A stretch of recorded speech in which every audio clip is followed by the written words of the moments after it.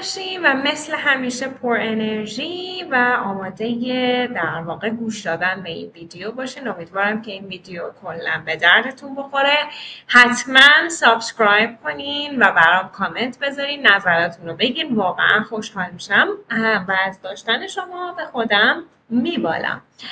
من سانازم و تقریبا 15 سال سابقه تدریس دارم. با توجه به اینکه میخوام یه آشنایی در مورد آیلتس بهتون بدم، دوست دارم یه سری اطلاعات اولیه رو در مورد زبان حتما داشته باشیم.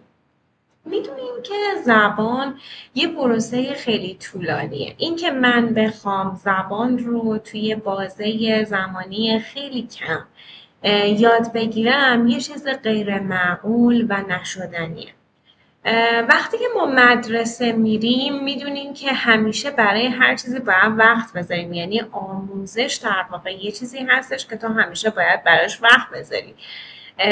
پروسه لرنینگ پروسه نیست که بتونی توی 1 ماه، 1 هفته، 2 سال، 3 سال بگی تمومش میکنم و میره.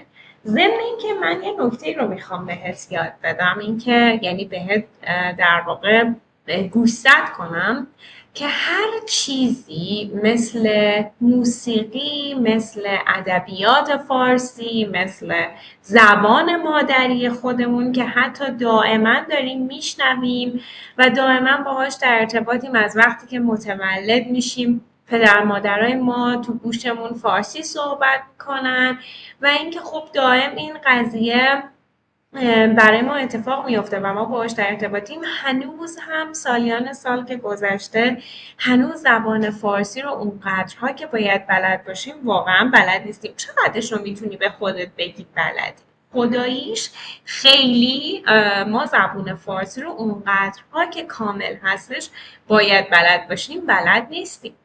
پس این پروسه طولانیه. ما باید در درجه اول براش صبوری کنیم و اینکه آموزش درست داشته باشیم، جای درست رو انتخاب کنیم، روش تدریس صحیح رو انتخاب کنیم و اینکه اون رو به ثمر برسونیم. حالا توی این ویدیو من مختصری میخوام در مورد زبان براتون توضیح بدم و اگر که مورد پسند شما واقع بشه در واقع این روند رو ادامه میدم و براتون ویدیوهای دیگه ای رو در مورد کلا کلاس‌های زبان و یه سری اطلاعاتی که شما نیاز داری به عنوان یه زبان آموز بدونی توی پیج من میتونید در واقع بهش دسترسی پیدا کنی و ازش استفاده کنی. اولین چیزی که میاد توی ذهن من بذارین اینجوری شروع کنم که برای کودکان از چه سنی ما میتونیم زبان انگلیسی رو آموزش بدیم؟ سوالی که خیلی ها از من میپرسن و همه میگن اگه 2 سالش باشه اوکی یه زبان انگلیسی رو یاد بگیره، اگه 3 سالش باشه چی؟ ببینین پروسه لرنینگ همونطور که اول صحبتام بهتون گفتم یه پروسه طولانیه و بچه هر چقدر در معرض آموزش باشه و اینکه توی محیط آموزشی قرار بگیره خب قطعا تاثیر داره. یعنی اگر یه بچه 2 ساله توی یک مهدی میره و اونجا شروع میکنه به انگلیسی صحبت کردن و حالا یه سری وکابولری یاد میگیره مثلا پن، پنسل، بال و بقیه چیزهای روتین ساده رو یاد میگیره، خب قطعا خیلی تاثیر میذاره چون خیلی آماده است ذهنش برای یادگیری و این پروسه لرنینگ زودتر براش اتفاق میفته.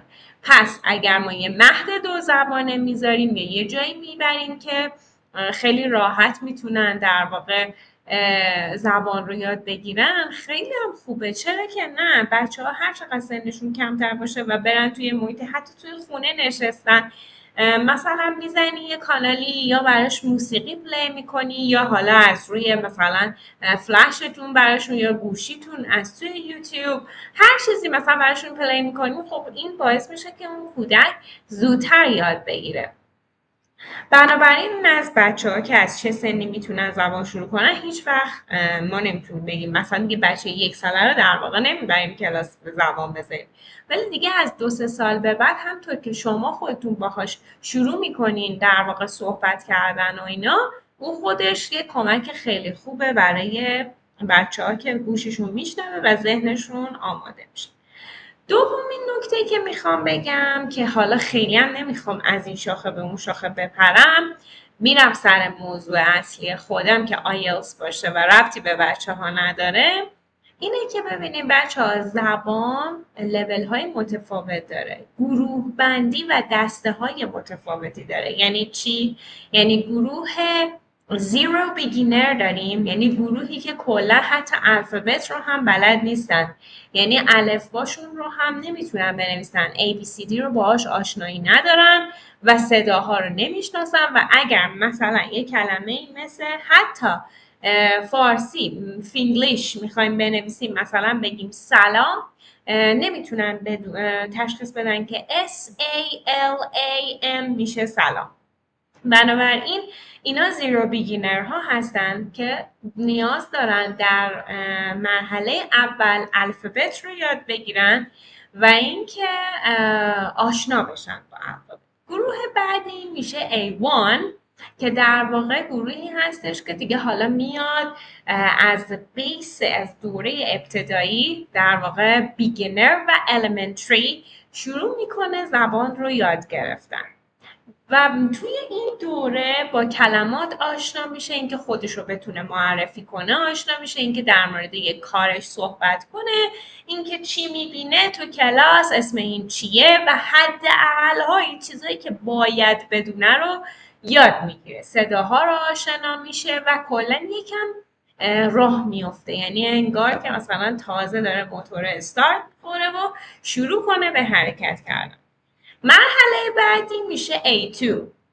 توی مرحله A2 چه چیزی رو یاد میگیره؟ توی مرحله A2 دیگه یکم میاد پیشرفته تر میکنه اون قضیه رو، دیگه دکتر رفتن بهش اضافه میشه، فیلینگا بهش اضافه میشه، یه سری چیزهای دیگه کاربردی تری که نوع ارتباط برقرار کردن، کانورسیشن های بهتر بهش اضافه میشه که توی مرحله A2 هم شما تقریبا دیگه داری تسلط رو بهتر از A1 پیدا میکنی، اعتماد به نفست رو به دست آوردی تو مرحله A2 و دیگه داری آماده میشی که بری B1 و توی B1 در واقع چیکار کنی؟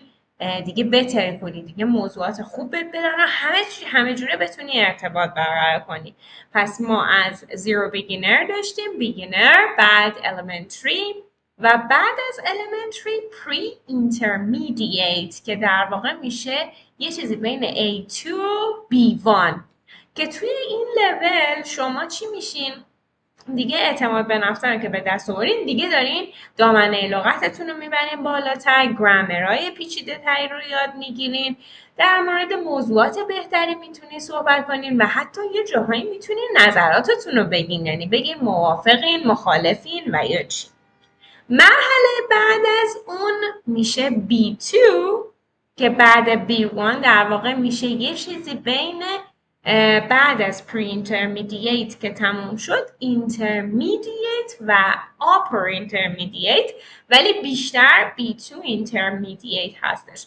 حالا بعضی از شاگردا هستن که تلاششون بیشتره، پادکست های بهتری گوش میدن، اون میره برای آپر هم حتی میشه در نظر گرفت، ولی خب توی این مرحله دیگه کاملا شما در مورد همه موضوعات زبان انگلیسی میتونی نظر بدی، میتونی صحبت بکنی، حتی یه جاهای خودت غلط گرامری خودتو میتونی تشخیص بدی و دیگه اونجاست که دیگه از تیچرت سوال میپرسی، مطالب بیشتری میخونی، پادکست‌های بهتری گوش میدی، حتی فیلم میبینی. ولی نکته اینجا وجود داره که من هیچ وقت نباید با فیلم بیام خودم بسنجم که من آقا این فیلم رو نفهمیدم یا من این نیوزه رو نفهمیدم.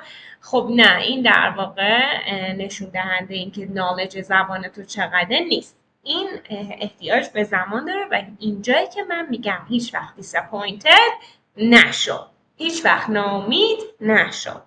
مرحله بعد از B2 که دیگه میره سطح پروفشنال زبان انگلیسی میشه C1 و C2 که دیگه شما وقتی به سطح C1 و C2 برسید میتونین در واقع خودتون رو برای IELTS آماده بکنید.